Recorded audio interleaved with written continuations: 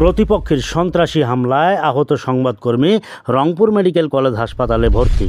ঘটনাটি ঘটে 18 এপ্রিল শুক্রবার দুপুরে রংপুর নগরীর মাহিমগঞ্জ এলাকায়।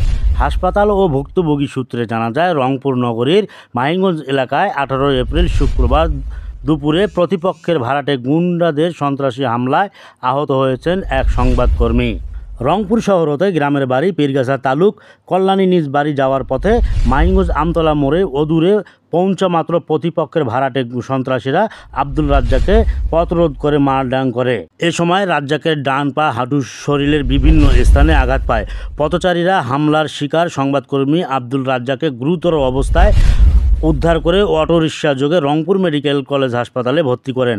বর্তমানে তিনি রংপুর মেডিকেল কলেজ হাসপাতালের সার্জারি 14 নম্বর ওয়ার্ডে চিকিৎসাধীন অবস্থায় আছেন।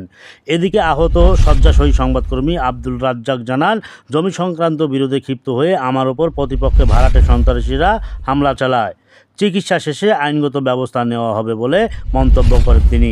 উল্লেখ্য, Abdul Razzak online news portal Alokito Patrika বিশেষ প্রতিনিধি ও প্রিন্ট ও বালাম বই বাদাই ব্যবসা করেন। গতকাল দুপুর 3টার দিকে আমি শহর থেকে গ্রামের বাড়ির উদ্দেশ্যে যাচ্ছিলাম।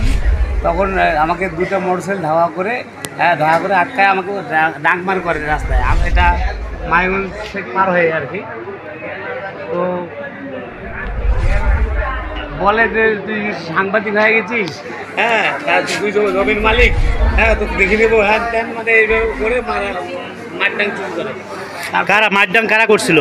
নাম হচ্ছে, আমি একজনকে চিনছি সাগর নাম, ওদেরই মানে লোক, ওই সাগরের লোক, কিন্তু হেলমেট পরা ছিল, বাইকগুলোকে চিনতে পারি। তবে ওদের অভিযোগকারীরাই হবে। অভিযোগকারীরা একজন আছে শাহজাদি, আপনার জাহাঙ্গীর, তার